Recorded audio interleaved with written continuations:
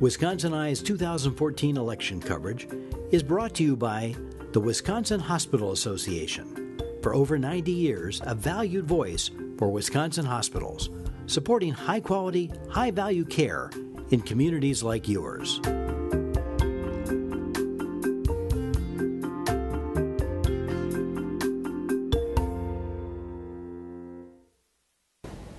Wisconsin Eye is at the Brown County Library, interviewing candidates in the 2014 elections. We're talking to Mark Harris, Winnebago County Executive, and the Democratic candidate in Congressional District 6. Mark, welcome back to Wisconsin Eye. Thank you. It's a pleasure. We haven't talked in a couple years probably, so give us the you have a fascinating background given your private experience, and give us the short version. Well, I've got a law degree and a business degree, and I held a CPA certificate, had held them in 2 states. I've not been renewing them.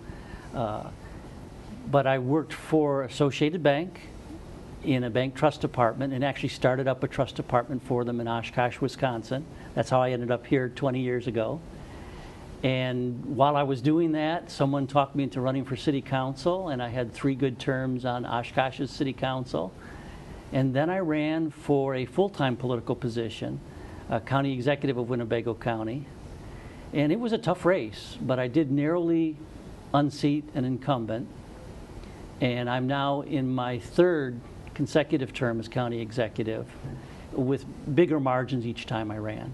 Well, is there any one issue or set of issues now that have caused you to cast your hopes even higher, and the 6th Congressional District? In any one set of factors draw you into the race?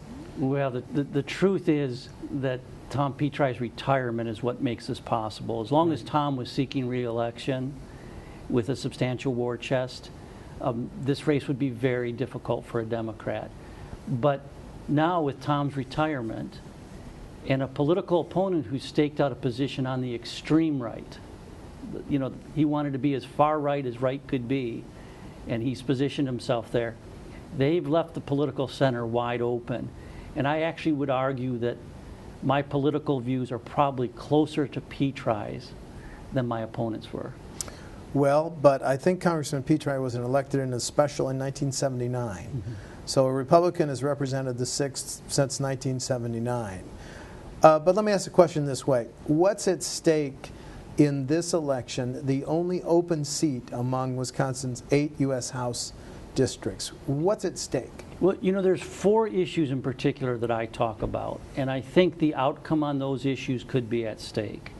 One of them is Social Security. I'm determined for Social Security to stay in its present form for current retirees and future retirees.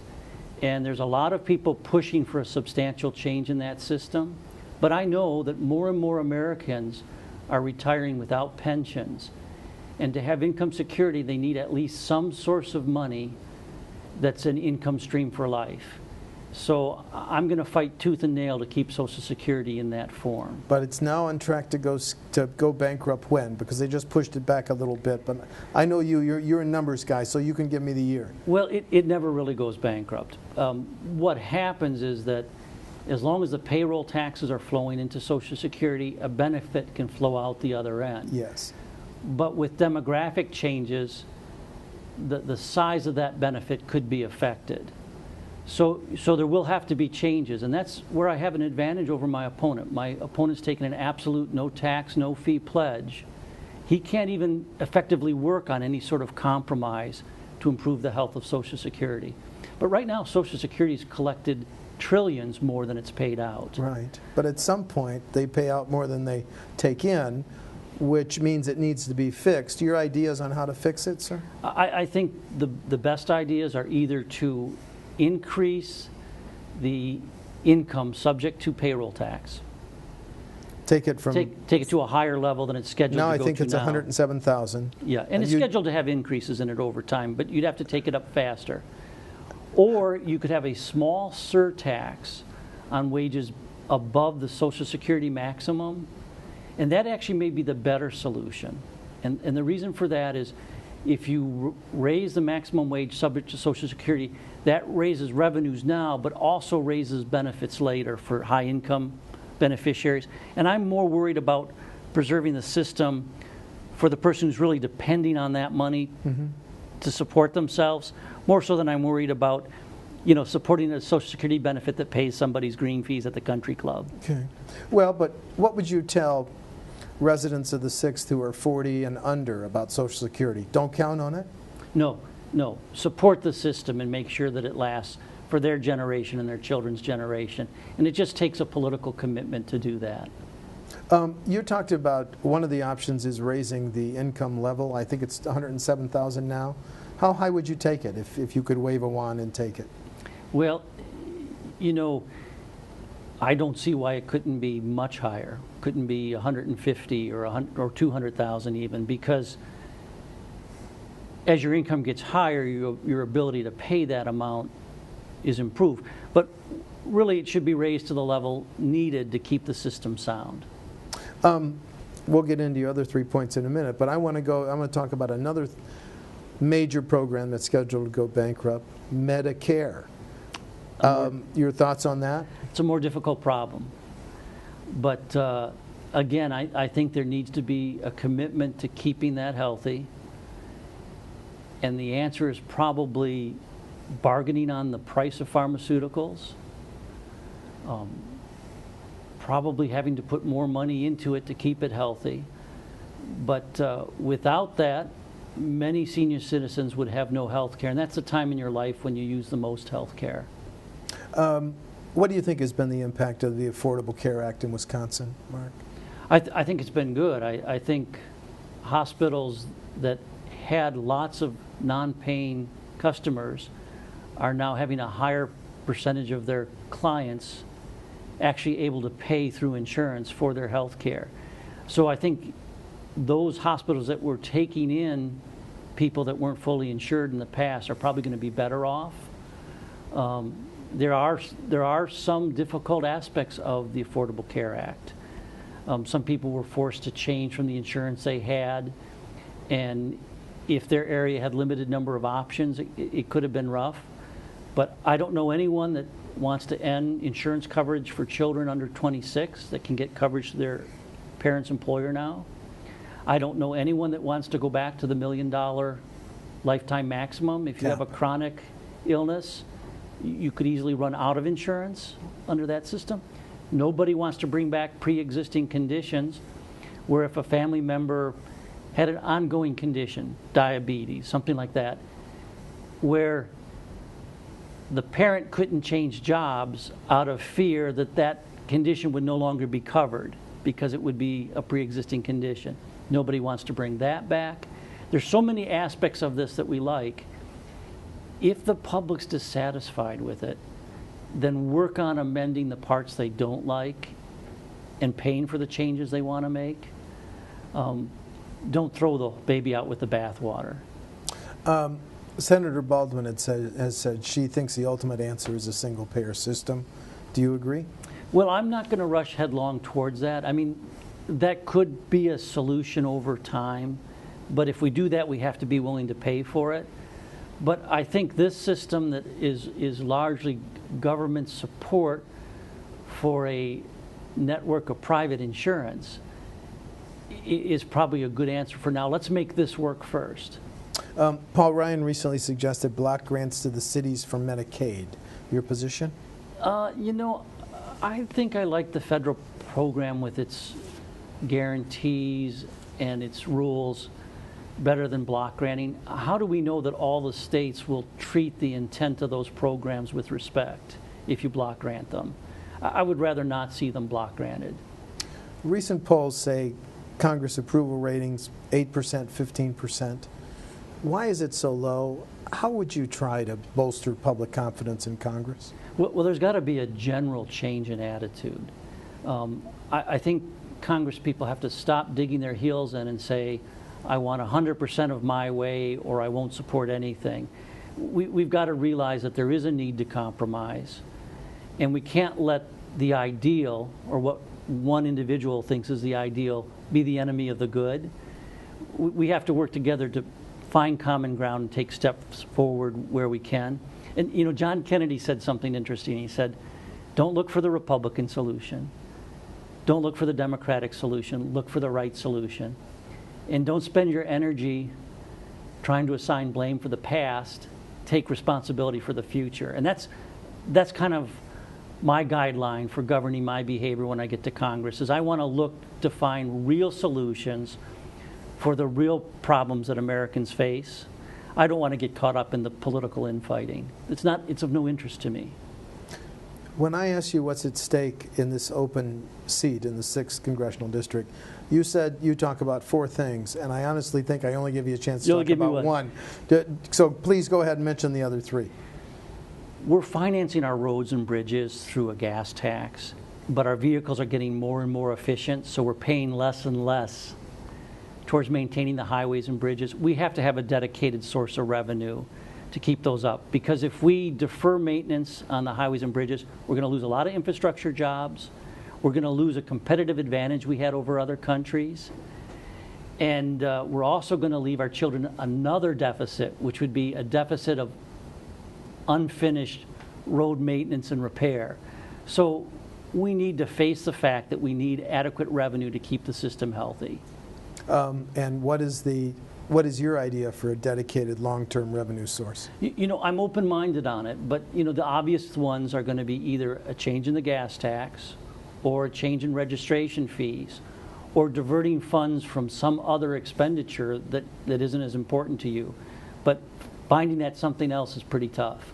Okay, now that's your second point. That's my second. The third, go ahead. So minimum wage. I would like to see minimum wage indexed to the prior year's average hourly wage, so that we don't have a minimum wage that's good when it's first increased and then languishes for years. Right now, the buying power of minimum wage is probably half of what it was at its peak. And that's not good. If we set up a system where it was indexed to the prior year average hourly wage, it would adjust periodically. You wouldn't have waiting for years for the two sides to sort it out. Then people who are making the minimum wage would also continue to have a wage proportionate to wage earners as a whole, hourly wage earners as a whole. And you've heard the Republicans call that a job killer. I don't think so. If you pass that right now, it would be $8.53. When you don't do that, you're basically forcing, the social safety net to back up that low wage. So you're kind of subsidizing the employers that are paying people at minimum wage by providing the social benefits that really those workers, they want the dignity of being able to support themselves, but at the current minimum wage you can't. And then your fourth central theme? School affordability, and this is one that's traditionally a state issue, but when I went to business school and later to law school, my tuition and fees, and together with the other students, were picking up about 20% of a public university's budget, and the state was paying 80%, and that was pretty uniform across the country. Right now in Wisconsin, the state's only picking up about 17% of the tab for public universities, and that's causing the students to pay over 80% through their tuition and fees, and that explains a 4-fold increase in tuition right there. We've got to recognize that education continues to be an investment in our future, and that's whether it's at a technical college or a 4-year college. State government should not be exiting the public institutions because they're shifting a burden onto the middle class they can no longer bear.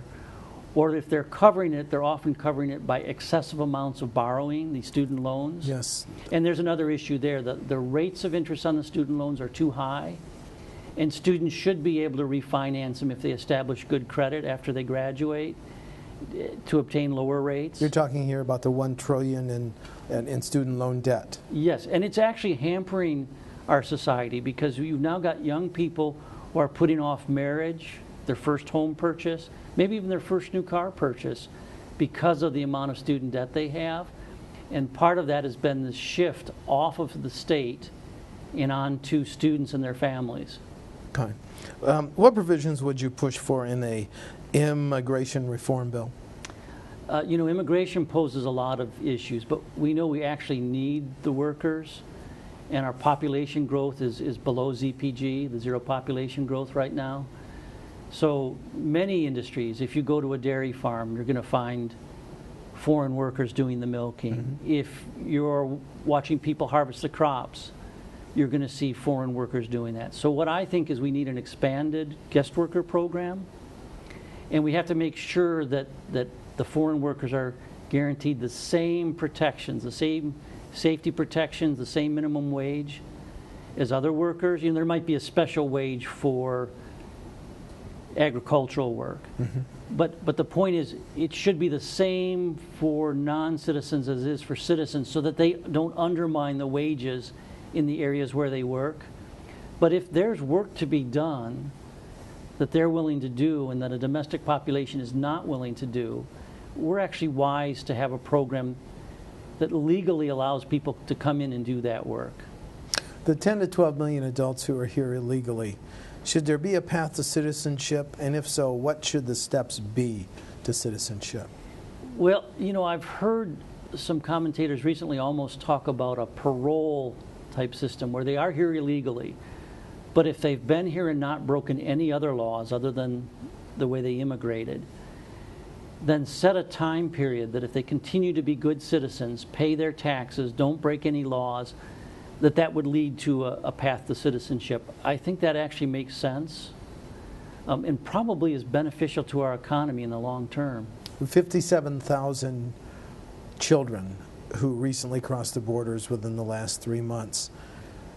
Should they be given a chance to stay in America or return to their countries of origins? Here's where that gets tough. I think they're staying here while there's a determination if they're refugees or just immigrants, and that's the determination that has to be made before they're repatriated if they're not refugees. Yes. I do wonder, could we open facilities back in their home country? They were almost like U.S. embassies, where they were considered, you know, U.S. territory, but within their own countries, and perhaps they could be housed there in a safe and controlled environment. But you know, the discussion often fails to go to the root problem. The root problem is the amount of U.S. money flowing into some of these countries through the illegal drug trade, and how it's undermined peace and order in those countries. And oftentimes that's why these kids are taking these terrible risks to come here, is because staying in their own country is no longer feasible.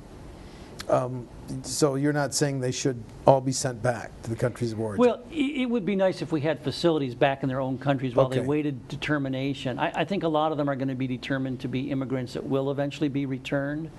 So I suppose they could be housed in facilities, but I don't know that we have those facilities now. Okay. Under our current law, they have to stay here until that determination is made. National security. What lessons did you take away from the disclosures over the last 18 months by Edward Snowden, the data collection practices of the NSA? Wow, it was broader than I thought it would be, but we also live in a very dangerous world. I think you need civilian oversights on that sort of thing so that it's not an abuse. But I want them to keep us safe without intruding in our private lives more than they absolutely have to. And I think civilian oversight is what you need to do that. Do you think the NSA broke the law, Mark? You know, I really don't know. Okay. Let's talk about foreign affairs. Palestine, Israel, Ukraine, Iraq, Syria. When should America, in this changing climate, put boots on the ground, to use that old unfair adage? We can't be everywhere, first of all, but we should never put boots on the ground unless we have an exit strategy. And some of what we're experiencing now is foreseeable. When Saddam Hussein was removed from Iraq, it was foreseeable that the three major ethnic groups would not be able to stay together in a unified government. The Kurds, the Shias, and the Sunnis. That's correct. And the sad part is there's many other smaller minorities. Chaldeans, Assyrians, Yazeni. They'll have nowhere to go if this thing breaks apart, because the three dominant groups will control all of it.